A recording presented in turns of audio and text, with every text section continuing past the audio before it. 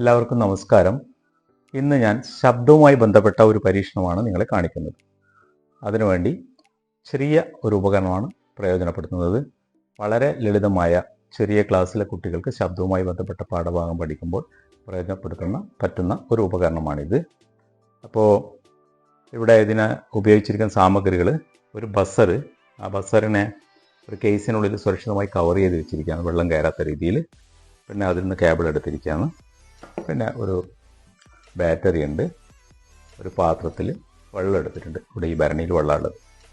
അപ്പോൾ ഇനി നമുക്ക് ശബ്ദത്തെക്കുറിച്ച് പഠിക്കുമ്പോൾ ശബ്ദത്തിന് സഞ്ചരിക്കാൻ ഒരു മാധ്യമം ആവശ്യമാണ്.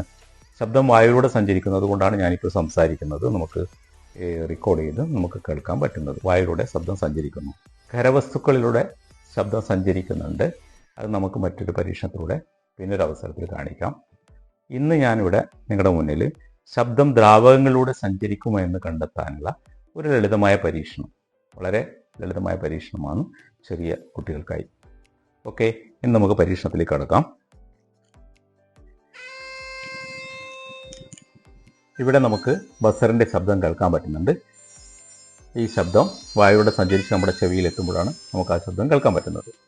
ഇനി ഇതിനെ ഞാനിവിടെ വെള്ളത്തിലൂടെ ശബ്ദം സഞ്ചരിക്കുമെന്ന് നോക്കാൻ വേണ്ടി ഈ ഭരണിയിലെ വെള്ളത്തിലേക്ക് താഴ്ത്തുകയാണ്.